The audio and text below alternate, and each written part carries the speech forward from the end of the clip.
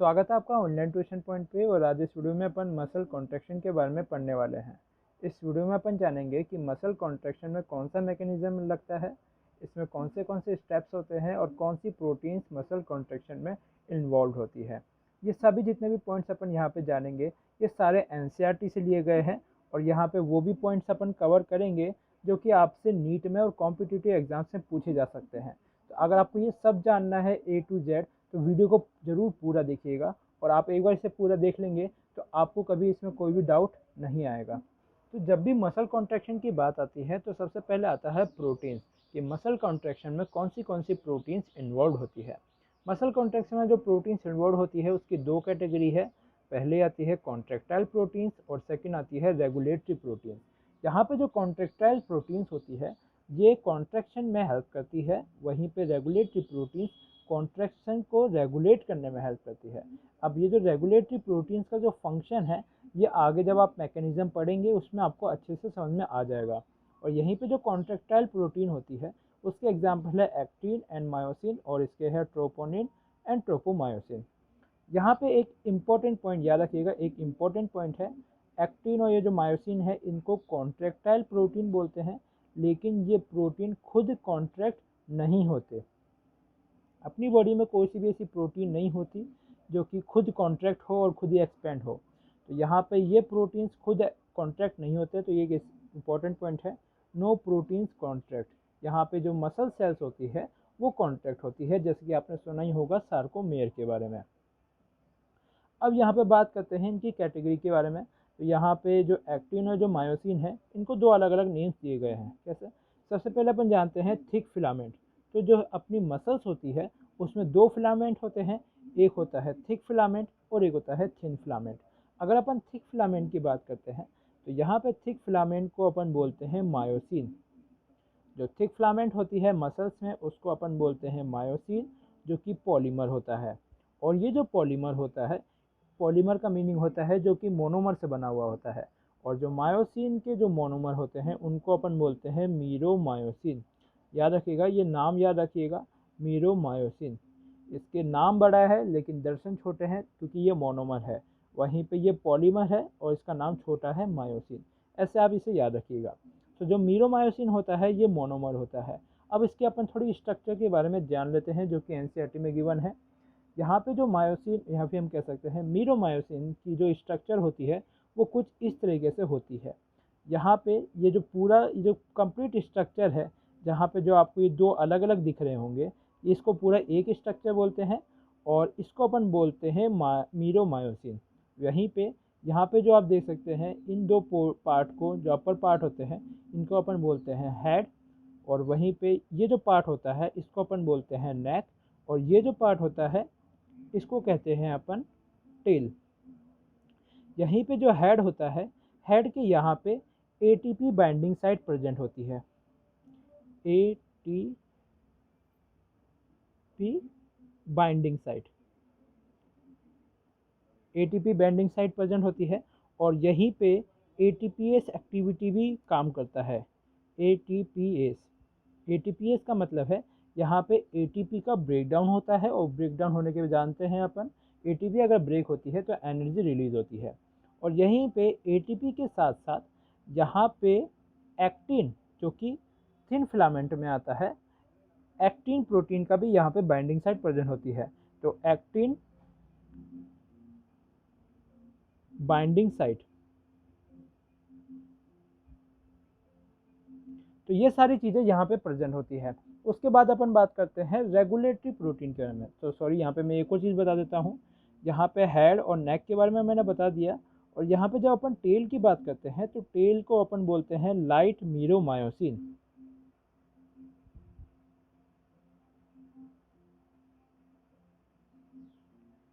और ये जो हेड और जो नेक होता है इसको मिला के बोलते हैं हैवी मीरोमायोसिन। और यहाँ पे ये जो नेक और जो हेड वाला हिस्सा होता है इसको अपन एक और बोलते हैं क्रॉस आर्म। इसी चीज़ को अपन क्रॉस आर्म भी बोलते हैं। और इसको क्रॉस आर्म क्यों बोलते हैं ये आगे जब अपन मैकेनिज्म पढ़ेंगे तो वहाँ पे आपको अच्छे से समझ में आ जाएगा। और यह अब अपन ने देख लिया है। तो इसका जो शॉर्ट फॉर्म है उसको HMM भी बोलते हैं और इसको LM और M भी बोलते हैं, जो कि HHM और LMM ये एनसीईआरटी में क्लियरली गिवन है, तो आप कंफ्यूज ना होइएगा। उसके बाद अपन बात करते हैं थिन फिलामेंट की। तो जो थिन फिलामेंट होता है कॉन्ट्रेक्टाइल प्रोटीन का, उसमें तीन कैटेगरी होती है, तीन प्रोटीन्स आते हैं, तीन प्रोटीन्स इन्वॉल्व होते हैं। सबसे पहला होता है एक्टिन, फिर आता है ट्रोपोनिन और होता है ट्रोपोमायोसिन। यहाँ पे जैसे कि जो ट्रोपोमायोसिन है, इसके ट्रोपोमायोसिन में जो मायोसिन है, ये नाम समझ के इसको आप थिक फिलामेंट में इंक्लूड मत कीजिएगा। अब यहाँ पे थिन फिलामेंट में तीन प्रोटीन है, एक्टिन, ट्रोपोनिन एंड ट्रोपोमायोसिन। तो यहाँ पे अब अपन इन तीनों की स्ट्रक्चर को देख लेते हैं। तो यहाँ पे एक्टिन जो होता है, ये एक थिन फिलामेंट इसको बोलते हैं अपन। तो ये इन्वॉल्व होता है मेन, क्योंकि जो एक्टिन होता है ये पॉलीमर होता है। यहाँ पर मायोसिन पॉलीमर था और यहाँ पे एक्टिन पॉलीमर है। और ये जो पॉलीमर है, इसके जो मोनोमर है वो जरा अपन देख लेते हैं। एक्टिन दो टाइप के प्रोटीन से बना हुआ होता है, मतलब उसके मोनोमर से, जिसको अपन पहले बोलते हैं जी और एफ। यहाँ पे जो जी होता है, जैसे कि ये एक्टिन की स्ट्रक्चर है, जहाँ पे आप ये जो छोटे छोटे सर्कल्स देख रहे हैं, इन सभी को अपन बोलते हैं जी एक्टिन, जिसको ग्लोब्यूलर एक्टिन भी कहते हैं। वहीं पे जब ये पूरी चेन बना लेता है ग्लोबुलर एक्टिन, तो इस पूरी चेन को हम कह सकते हैं फिलामेंट बना लेता है। इस पूरे फिलामेंट को बोलते हैं एफ एक्टिन। ये रहा एफ एक्टिन। तो जब छोटे छोटे ग्लोबुलर एक्टिन से जब एक पूरा फिलामेंट बनता है, उसको अपन बोलते हैं एफ एक्टिन। तो ये जो दोनों चेन आपस में पैरेलली रन कर रही है, इसको तो अपन बोलते हैं एक्टिन। अब ये जो एक्टिन होता है, इसी के चारों तरफ दो प्रोटीन्स और प्रेजेंट होती है, जो कि होती है regulatory protein, troponin and tropomyosin, जो कि मैंने बताया आपको। अब यहाँ पे ये जो आप देख सकते हैं, जैसे कि एनसीईआरटी में स्ट्रक्चर भी आपको सामने भी गिवन है, यहाँ पे सामने आ रही है। तो यहाँ पे जो स्ट्रक्चर है, ये जो पैरेलली एक रस्सी की तरह जो जाती है एक्टिन के चारों तरफ, इसको अपन बोलते हैं ट्रोपोमायोसिन। और इसी ट्रोपोमायोसिन में कुछ कुछ डिस्टेंसेस पे, कुछ सर्टेन प्लेसेस में ट्रोपोनिन प्रेजेंट होता है। ये यहाँ पे तीन डॉट, जो तीन सर्कल्स बना के दिखाते हैं, इसको बोलते हैं ट्रोपोनिन। तो यहाँ पे अपन ने दोनों प्रोटीन्स की स्ट्रक्चर को समझ लिया है। पहले आता है मायोसिन, जो कि पॉलीमर है, और उसके मोनोमर क्या है, मीरोमायोसिन। मीरोमायोसिन के अपन ने पार्ट देख लिए, जिसको बोलते हैं हैवी मीरोमायोसिन और लाइट मीरोमायोसिन। हैवी मीरोमायोसिन में हेड और नेक आता है और टेल आती है फिर लाइट वाले में। और जो हेड होता है वहाँ पे एटीपी मतलब एटीपी बाइंडिंग साइट होती है और एक्टिन बाइंडिंग साइट होती है, दो बाइंडिंग साइट होती है यहाँ पे। और यहीं पे एटीपीएस एक्टिविटी भी एक्टिव होती है। वहीं पे अपन यहाँ बात करते हैं थिन फिलामेंट में, तो यहाँ पे तीन प्रोटीन होती है, एक्टिन, ट्रोपोनिन एंड ट्रोपोमायोसिन। जहाँ पे जो पॉलीमर होता है वो एक्टिन होता है, और ये एक्टिन किससे बना होता है, जी ग्लोबुलर प्रोटीन से एंड एफ प्रोटीन से। अब ये जी और एफ क्या है, जी जो होता है ये छोटे छोटे मोनोमर्स होते हैं, जिससे बन के पूरा एक फिलामेंट बनता है, और उस पूरे फिलामेंट को बोलते हैं एफ एक्टिन। तो जी एक्टिन और एफ एक्टिन, और इन्हीं के पैरेलली एक रस्सी की तरह, हम कह सकते हैं रस्सी की तरह, इनकी चारों तरफ से स्पायरली अरेंज होता है, जिसको अपन बोलते हैं ट्रोपोमायोसिन। और उन ट्रोपोमायोसिन पे कुछ प्रोटीन्स कुछ सर्टेन प्लेसेस में रहती है, जिसको अपन बोलते हैं ट्रोपोनिन। तो ये कंप्लीट था क्लासिफिकेशन प्रोटीन्स का इन मसल कॉन्ट्रैक्शन में। अब जरा अपन देखते हैं कि ये जो कॉन्ट्रैक्शन होता है वो होता कैसे है।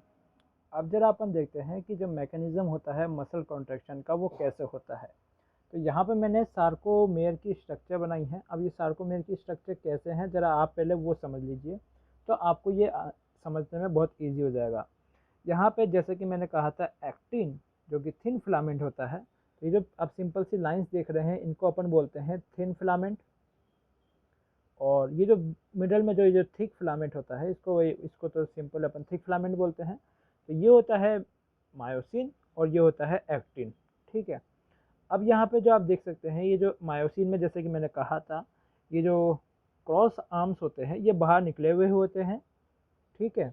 और यहाँ पे जो ये जो जोन होता है, जहाँ पे और सिर्फ मायोसिन प्रेजेंट होता है, इसको अपन बोलते हैं एच जोन। H zone. और यहाँ पे जो सिर्फ एक्टिन प्रेजेंट होते हैं, इसको अपन बोलते हैं आई बैंड। और ये जो पोर्शन होता है जहाँ पे एक्टिन और मायोसिन दोनों प्रेजेंट होते हैं, इसको अपन बोलते हैं ए बैंड। तो यहाँ पे कितनी चीज़ें अपन ने जानी, यहाँ पे होता है एक ए बैंड, एक होता है आई बैंड, एक होता है जेड लाइन,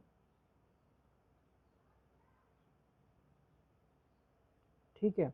और यहाँ पे ये जो लाइंस देख रहे हैं आप, ये जो एक सार्कोमेयर के बीच में जो लाइंस प्रेजेंट होती हैं, इसको अपन बोलते हैं जेड लाइन। और जो मायोसिन के बीच में से एक लाइन जाती है, जिसको अपन बोलते हैं एम लाइन।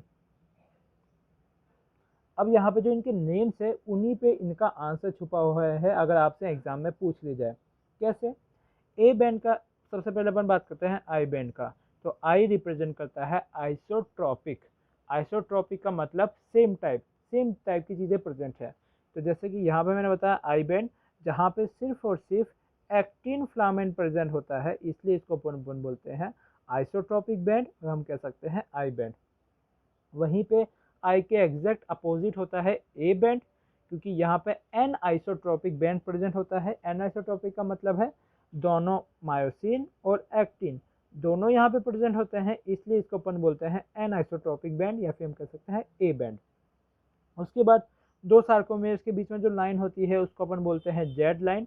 और जो मीरोमायोसिन के बीच में लाइन प्रेजेंट होती है एम से मीरोमायोसिन के बीच में, तो इसलिए अपन इसको बोलते हैं एम लाइन। और यहाँ पे जो बीच में नॉन ओवरलैपिंग का जो जोन होता है, इसको अपन बोलते हैं एच जोन। तो यहाँ पे अब आपको ये समझ में आ चुका होगा सार्कोमेयर की स्ट्रक्चर के बारे में। अब अपन जानते हैं कि मसल कंट्रैक्शन होता कैसे है। यहाँ पे इन दोनों, ये है एक्टिन फिलामेंट और ये है मायोसिन फिलामेंट। अब जो कॉन्ट्रैक्शन होता है, कॉन्ट्रैक्शन का मतलब है अगर एक्टिन और मायोसिन बाइंड हो गए तो कॉन्ट्रैक्शन स्टार्ट हो जाएगा। सबसे इम्पोर्टेंट पॉइंट, एक्टिन और मायोसिन अगर बाइंड हो गए तो यहाँ पे कॉन्ट्रैक्शन स्टार्ट हो जाएगा। अब यहाँ पे अगर अपन मसल्स की बात करें, तो अभी कॉन्ट्रैक्ट नॉर्मली अपनी मसल्स क्या होती है, रिलैक्स होती है। अब रिलैक्स होने का कारण क्या है, क्योंकि ये और एक्टिन और मायोसिन दोनों बाइंड नहीं हुए वो होते हैं। अगर ये दोनों बाइंडेड होते तो ये कॉन्ट्रैक्शन में रहते, लेकिन ये बाइंडेड नहीं है, इसलिए ये रिलैक्स्ड है। अब यहाँ पे ये रिलैक्स क्यों है, जरा वो अपन देख लेते हैं। तो जैसे कि मैंने कहा था, ये जो एक्टिन होता है, इसमें दो रेगुलेटरी प्रोटीन्स होती है, जिसको अपन बोलते हैं ट्रोपोमायोसिन और अपन बोलते हैं ट्रोपोनिन। तो ये दो रेगुलेटरी प्रोटीन्स में प्रेजेंट होती है।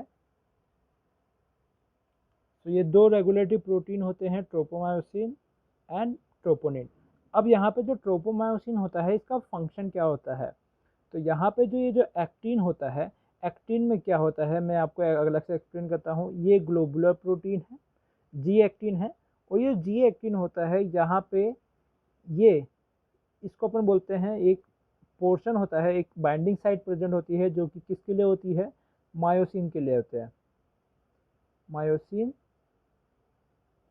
बाइंडिंग साइट प्रेजेंट होती है। और इस बाइंडिंग साइट को क्या होता है, यहाँ पे ये जो ट्रोपोमायोसिन होता है, ये ट्रोपोमायोसिन ये कवर करके रखता है। तो ये एक्टिन और मायोसिन तो एक दूसरे से बाइंड होना चाहते हैं, लेकिन ये जो ट्रोपोमायोसिन है, ये इसको कवर करके रखता है। इसीलिए इसको अपन बोलते हैं रेगुलेटरी प्रोटीन, जो कि इन दोनों को कवर करके रखता है, जिससे बाइंड नहीं होने देता। वहीं पे जो ट्रोपोनिन होता है, इसके तीन पार्ट होते हैं, वो भी मैं आपको बताता हूँ। ट्रोपोनिन की जैसे कि अपन जब भी स्ट्रक्चर बनाते हैं, तो तीन सर्कल बनाते हैं। और तीन सर्कल बनाने का रीज़न इसलिए होता है, यहाँ पे तीन तरीके की प्रोटीन प्रेजेंट होती है, जिसको अपन बोलते हैं TPI, TPT एंड TPC। ये जो TPI होता है, TPI का मीनिंग होता है इनहिबिटर। ये जो, सॉरी मेरा कैमरा नीचे है। तो ये TPI का मतलब होता है इनहिबिटर, ये I रिप्रेजेंट करता है इनहिबिटर। ये जो I होता है, जैसे कि ट्रोपोमायोसिन क्या करता है, कवर करके रखता है। ये आई भी यही सेम काम करता है, ये क्या करता है, कवर करके रखता है जिससे कि ये भी बाइंड ना हो सके एक्टिन और मायोसिन। वहीं पे जो टीपीटी होता है, इसका जो फंक्शन होता है टीपीटी, जैसे टी रिप्रेजेंट करता है ट्रोपोमायोसिन को, वैसे ही जो टीपीटी क्या करता है, ट्रोपोमायोसिन को बाइंड करके रखता है। ट्रोपोमायोसिन को क्या करता है, अपनी जगह पे बाइंड करके रखता है, फिक्स करके रखता है एट प्लेस कि वो अपनी जगह पे रहे, इधर उधर स्लाइड ना हो जाए। वहीं पे जो टीपीसी होता है, ये किससे बाइंड होता है, कैल्शियम से। तो यहाँ पे आपने देख लिया कि जो ट्रोपोमायोसिन होते हैं, ट्रोपोनिन होते हैं, उसके 3 कंपोनेंट होते हैं, 3 प्रोटीन होते हैं। टीपीआई जो कि मायोसिन का ही काम करता है, जो कि बाइंडिंग साइट को कवर करके रखता है। सेकेंड होता है टीपीटी जो कि ट्रोपोनिन को जगह पे रखता है उस दोनों चेन के पास में, और जो टीपीसी होता है वो कैल्शियम से बाइंड करता है। अब यहाँ पे मसल कंट्रैक्शन होता कैसे है, तो अगर मसल कंट्रैक्शन कराना है तो अपन को एक्टिन और मायोसिन को बाइंड कराना पड़ेगा, और इनको अगर बाइंड कराना है तो ये जो साइड्स कवर है इनको अपन को अनलॉक करना पड़ेगा। अगर आपको किसी गेट में जाना है या फिर कहीं इधर से उधर जाना है और बीच में गेट है, तो आपको उस गेट को खोलना पड़ेगा, जब भी आप जा सकते हैं। वैसे ही ये जो कवर हो रखे हैं बाइंडिंग साइड्स, इनको अपन अनकवर करना पड़ेगा। और इनको अनकवर कौन करता है, सबसे इंपॉर्टेंट याद रखिएगा, कैल्शियम। जब भी यहाँ पे कैल्शियम आता है, कॉन्ट्रैक्शन का अगर कोई मैसेज आता है कि आपको अब कॉन्ट्रैक्ट करना है मसल्स को, तो यहाँ पे कैल्शियम रिलीज होता है। कैल्शियम रिलीज होने के बाद क्या करता है, ये कैल्शियम रिलीज होने के बाद ट्रोपोनिन से आके बाइंड हो जाता है। और जैसे ही ट्रोपोनिन से आके ये बाइंड होता है, ये जो ट्रोपोनिन क्या होता है, ये थोड़ा सा मूव हो जाता है, स्लाइड हो जाता है, जिसके कारण क्या होता है, unmasking of the binding site होता है। Unmasking of the binding site on actin protein. आया समझ में आपको। जैसे ही कैल्शियम ट्रोपोनिन से बाइंड होता है, तो ये जो एक्टिविटी हो रही थी, ये कवर करके रख रहे थे बाइंडिंग साइट को मायोसिन के लिए एक्टिन पे, ये इसको हटा देता है। अब यहाँ पे क्या होता है, ये एक दूसरे से इजीली बाइंड कर सकते हैं। अब यहाँ पे बाइंड कर सकते हैं, तो इसके बाद होता क्या है, जरा वो देखिए। यहाँ पे एक और प्रॉब्लम होती है कि ये तो अब एक्टिव है बाइंड करने के लिए, लेकिन ये जो है अभी मायोसिन, ये अभी बहुत ज़्यादा सुस्त है। अब ये सुस्त का मतलब क्या है, इसके पास अभी एनर्जी नहीं है। तो ये एनर्जी के लिए क्या करता है, इसको चाहिए एटीपी।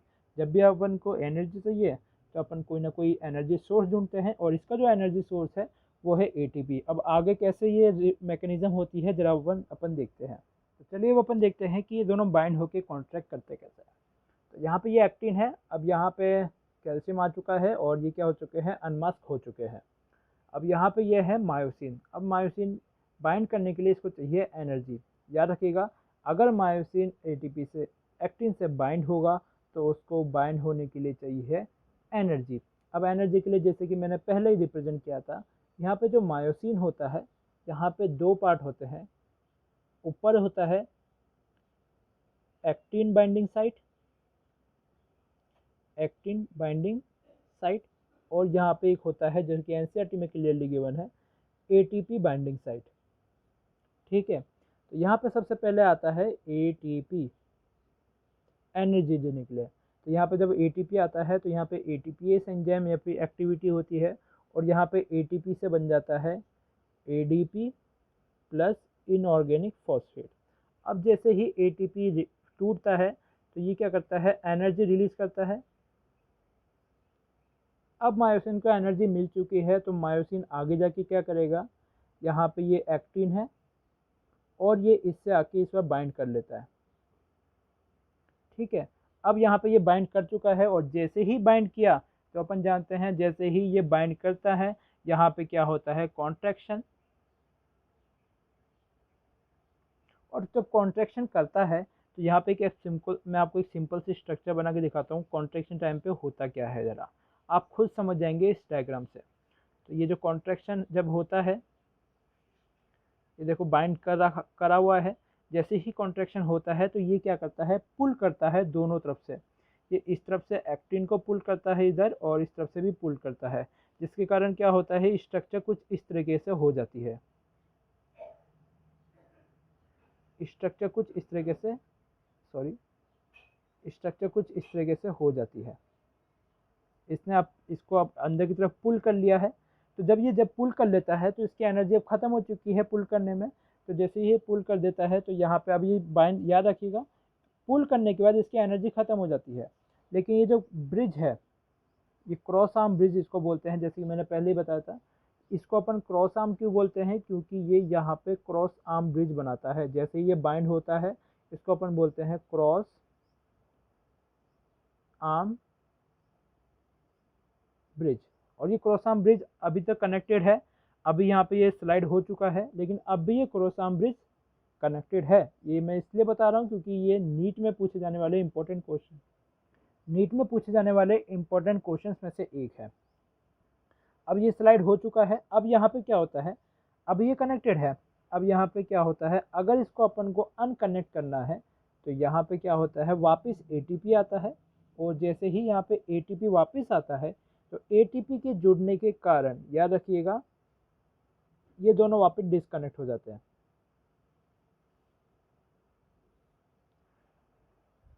तो यहाँ पे जब एटीपी आता है वापस तो ये क्या होता है, डिस्कनेक्ट। और ऐसे ही ये साइकिल चलती रहती है। अब जब आपको समझ में, ये बहुत बार पहले बार में समझ में नहीं आता बच्चों को, इसीलिए जब आप इसको एक बार फिर से समझेंगे ना तो आपको ये ईजिली समझ में आएगा। अब वो कैसे, मैं आपको बताता हूँ। नॉर्मल अभी रिलैक्स स्टेट में है, कैल्शियम आया, अनमास्किंग हुई, अब एक्टिन फ्री है बाइंड होने के लिए, लेकिन मायोसिन में एनर्जी नहीं है। इसको एनर्जी के लिए क्या चाहिए, एटीपी। ठीक है, इंपॉर्टेंट बात याद रखिएगा, एटीपी के दो फंक्शन होते हैं। वो आएगा तो एनर्जी भी देगा, और जब भी एटीपी आता है तो वो हमेशा क्रॉस ब्रिज को ब्रेक कर देता है। एटीपी क्या करता है, क्रॉस ब्रिज को ब्रेक करता है। ठीक है, एटीपी आता है। एक और चीज़ यहाँ पे याद रखिएगा, जब तक एटीपी एडीपी में कन्वर्ट नहीं होता यहाँ पे क्रॉस ब्रिज नहीं बनता। तो जब एटीपी एडीपी में कन्वर्ट हो जाता है उसके बाद जाके बनता है क्रॉस ब्रिज। और क्रॉस ब्रिज में जब एडीपी और आईपी रिलीज होते हैं, और हम कह सकते हैं एनर्जी जब वो यूज़ करता है, तो ये क्या करता है, पुल करता है, जिसको अपन बोलते हैं कॉन्ट्रैक्शन। और पुल करने के बाद ये ब्रिज, अब ये जो क्रॉस आर्म ब्रिज है इसको ब्रेक करना है जिससे कि वो वापस और पुल कर सके उसे। तो इस पुल करने के लिए एटीपी वापस आता है और इस क्रॉस ब्रिज को ब्रेक कर देता है। और क्रॉस ब्रिज को ब्रेक करने के बाद, जैसे कि अभी ये पहले यहाँ पे था, इसको यहाँ पे मूव कर दिया इसने, और फिर वापस जब वो बैक जा रहा होता है तो इसको वापस पकड़ लेता है। ठीक है, एटीपी और पी बन के वापस इसको पकड़ लेता है और वही वापस कॉन्ट्रैक्शन होता है। और याद रखिएगा बहुत बार कॉन्ट्रैक्शन इतना भी होता है कि जो मायोसिन एक्टिन है ये दोनों आपस में आके टच भी हो जाते हैं। तो ये था कंप्लीट मसल कॉन्ट्रैक्शन के बारे में। तो अगर आपको ये वीडियो पसंद आया हो तो प्लीज़ इस वीडियो को लाइक कीजिएगा, साथ में हमारे चैनल को सब्सक्राइब कीजिएगा, और इस वीडियो को शेयर भी कीजिएगा अपने फ्रेंड्स के साथ जिनको ये टॉपिक समझने में प्रॉब्लम आ रही हो। Thanks for watching, see you in the next one.